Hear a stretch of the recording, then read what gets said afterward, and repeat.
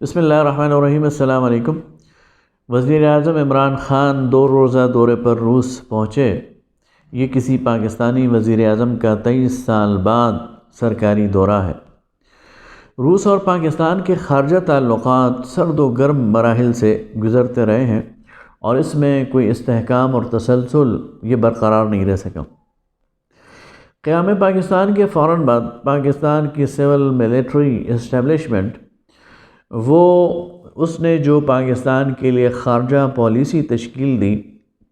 وہ دراصل ان کی اس ذہنی تربیت اور اس ورثے کی عکاس تھی جو انہیں ملا اور جس ماحول میں انہوں نے آنکھ کھولی، اور وہ تھا برٹش انڈیا کا، اس انڈیا کے حوالے سے ڈیفنس کا اور دفاع کا ایک تصور۔ برٹش انڈیا نے ہمیشہ شمال کی طرف سے اپنے لیے خطرہ محسوس کیا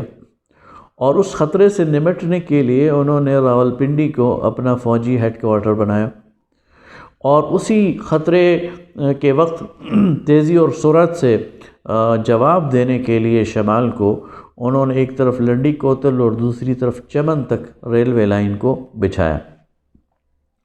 وہی جو ذہنی تحفظ تھا اور وہی جو خدشہ تھا وہ انہیرٹ کیا اور ورثے میں پاکستان کو ملا، اور پاکستان نے بھی اپنی جو دفاعی پالیسی تشکیل دی تو اس میں شمال کی طرف سے اس خطرے کو بھانپ لیا یا اپنے لیے اس کو فرض کر لیا اور اسی کی بنیاد پر اپنی خارجہ پالیسی کو تشکیل دیا۔ حالانکہ صورتحال بدل چکی تھی اور پھر اس وقت یعنی آزادی کے بعد پاکستان کے لیے خطرہ شمال سے زیادہ مشرق کی طرف سے تھا، اور وہ نیا وجود میں آنے والا ملک بھارت تھا۔ دوسری بات یہ کہ نظریاتی طور پر بھی پاکستان کی جو سول ملیٹری اسٹیبلشمنٹ ہے، یہ جو برٹش ڈیموکریسی ہے اس کی طرف اور سرمایہ داران جمہوریت اس کی طرف اس کا جھکاؤ تھا، جبکہ روس اور اس کا سوشلزم یہ اس کے مقابلے کا ایک نظریہ تھا اور پاکستانی اشرافیہ اسے قبول نہیں کر سکتی تھی۔ مئی 1949 میں جب پاکستان کے پہلے وزیر اعظم تہران کے دورے پہ تھے تو اس وقت انہیں خبر ملی کہ امریکہ کے صدر ٹرومن نے بھارتی وزیر اعظم نہرو کو امریکہ کی دعوت دی ہے وزٹ کی، اور اس موقع پر امریکی اسٹیبلشمنٹ نے اور امریکی حکومت نے پاکستان کو مکمل طور پر نظر انداز کر دیا۔ اس موقع پر جناب لیاقت علی خان نے ایک بہت ہوشیاری کے ساتھ اور بڑی چابک دستی کے ساتھ یہ اقدام اٹھایا کہ وہیں پر موجود اپنے سفیر غضنفر علی کے ذریعے انہوں نے روسی سفیر کو یہ پیغام بھجوایا کہ پاکستانی وزیر اعظم روس کا دورہ کرنے میں انٹرسٹڈ ہے۔ روس نے اس دعوت کا اور اس خواہش کا 5 روز کے اندر اندر جواب دے دیا، اور اسٹالن نے وزیر اعظم لیاقت علی خان کو روس آنے کی دعوت دے دی۔ آپس میں ڈیٹس طے ہونی شروع ہو گئیں اور اس پر ڈسکشن شروع ہو گئی، اور اگست کے مہینے کے بارے میں خیال تھا کہ اگست 1949 میں وزیر اعظم لیاقت علی خان یہ روس کا دورہ کریں گے، لیکن یہاں پھر پاکستان کی جو اسٹیبلشمنٹ ہے، بیوروکریسی ہے، وہ آڑے آئی اور انہوں نے اس دورے کو ملتوی کرنے کے لیے التوا کی جو حکمت عملی ہے وہ اختیار کرنی شروع کر دی، اور کبھی ایک بہانے سے اور کبھی دوسرے بہانے سے اس دورے کو ملتوی کرتے کرتے اس کو عملاً منسوخ کر دیا، یہاں تک کہ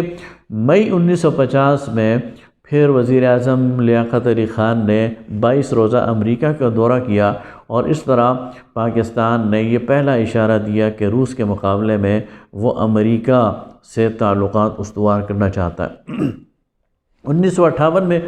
پاکستان کے اندر مارشل لا آ گیا، ایوب خان نے صدارت سنبھال لی، اور پھر ایوب خان نے پاکستان کو عملاً امریکہ کی جھولی میں ڈال دیا، اور امریکہ کے جو 2 معاہدے تھے سیٹو اور سینٹو، ان میں پاکستان نے عملاً شرکت کر کے ایک ایسی جنگ میں پاکستان کود پڑا جو پاکستان کی جنگ نہیں تھی، اور روس کے خلاف پاکستان امریکہ کا اتحادی بن گیا۔ اور اس میں دلچسپ بات یہ ہے کہ پاکستان کو اصل خطرہ مشرق سے تھا، اصل خطرہ بھارت سے تھا، لیکن یہ دونوں اتحاد سیٹو اور سینٹو یہ بھارت کے مقابلے میں غیر مفید اور غیر مؤثر تھے، اور یہی وہ دو اتحاد ہیں جن میں شامل ہو کر پاکستان نے اپنے لیے عرب ممالک میں خاصی مخالفت پیدا کر لی۔ مصر اس پر پاکستان سے ناراض تھا، سعودیہ کو اس پر خاصے تحفظات تھے، اور پاکستان نے اپنے آپ کو اس دوران بھی متنازع بنا دیا۔ جبکہ دوسری طرف اس کولڈ وار میں جبکہ پاکستان نے ایک واضح لائن لے لی اور روس کے مقابلے میں امریکہ کا اتحادی بن گیا، بھارت نے بہت زیادہ توازن برقرار رکھا اور نان الائن موومنٹ، غیر جانبدار ممالک میں وہ شامل رہا، اور اس نے نہ واضح طور پر امریکہ کا ساتھ دیا اور نہ ہی واضح طور پر روس کا ساتھ دیا، بلکہ دونوں کے ساتھ برابری کی بنیاد پر تعلقات استوار کر کے دونوں طرف سے نفع حاصل کرنے کی کوشش کی۔ 1970 میں ذوالفقار علی بھٹو صاحب جب آئے اور پھر وہ پاکستان کے پہلے سویلین مارشل لاء ایڈمنسٹریٹر بنے اور پھر وزیر اعظم بنے، تو انہوں نے روس کی طرف جانا شروع کیا۔ انہوں نے روس سے اثر نو تعلقات استوار کرنے شروع کر دیے، انہوں نے چائنا سے تعلقات استوار کرنے شروع کر دیے، لیکن 1977 تک ان کا بوریا بستر لپیٹ دیا گیا اور انہیں رخصت کر دیا گیا، اور بعد میں پھر انہیں پھانسی بھی چڑھا دیا گیا۔ جناب ضیاء الحق صاحب آ گئے، اور ان کا جو مارشل لاء ہے اس میں ابتدائی جو 2 سال تھے امریکہ نے پاکستان کو نظر انداز کیا، لیکن جب افغان وار شروع ہو گئی اور روس نے افغانستان میں مداخلت کی تو پھر امریکہ کو پاکستان کی ضرورت پڑی، اور پھر پاکستان فرنٹ لائن اسٹیٹ بن گیا روس کے خلاف، اور پھر وہ افغان جنگ میں یعنی وہ سب کچھ ہوا جو ہمارے سامنے۔ یہ دور گزرا تو 1999 میں اس وقت کے جمہوری وزیر اعظم نواز شریف نے ایک بار پھر روس کی طرف جھکنے کی کوشش کی۔ انہوں نے روس کا دورہ کیا اور تعلقات میں اعتدال پیدا کرنے کی کوشش کی،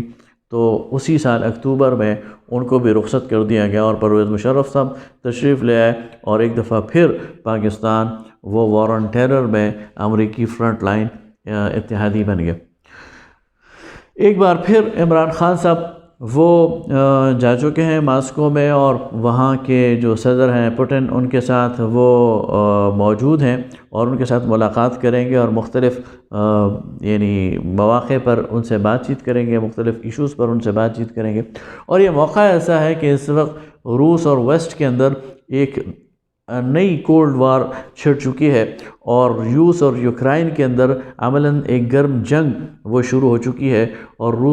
روسی طیارے وہ یوکرائن پر حملہ آور ہیں۔ خاص اس موقع پر وزیر اعظم عمران خان کا وہاں جانا یہ ویسٹ کو بھی یہ پیغام دے رہا ہے کہ شاید پاکستان نئے اتحادیوں کے تلاش میں ہے اور نئے دوستوں کی تلاش میں ہے، اس لیے کہ ویسٹ نے ایک طرف FATF کی صورت میں، پھر IMF کی صورت میں اور باقی چیزوں کی صورت میں پاکستان کو بہت زیادہ جکڑنے کی کوشش کی ہے، گھٹنوں کے نیچے دینے کی کوشش کی ہے، تو اس کا نتیجہ یہ ہے کہ پاکستان اپنے لیے متبادل اتحادی تلاش کر رہا ہے۔ روس بھی پاکستان کے اس وزٹس کو اپنے حق میں استعمال کرے گا اور اپنے لیے پروپیگنڈے کے طور پر استعمال کرے گا، لیکن کیا پاکستان کی طاقتور اسٹیبلشمنٹ وہ پاکستان کو روس کی طرف جھکنے دے گی؟ کیا پاکستان اپنے لیے نئے اتحادی تلاش کرنے میں کامیاب ہو جائے گا؟ کیا پاکستان اس آئسولیشن سے نکلنے میں کامیاب ہو جائے گا؟ یہ وہ سوال ہیں جو ابھی جواب طلب ہیں، اور ابھی ہمیں دیکھنا ہے کہ اس کا کیا رزلٹ نکلتا ہے۔ بہت شکریہ۔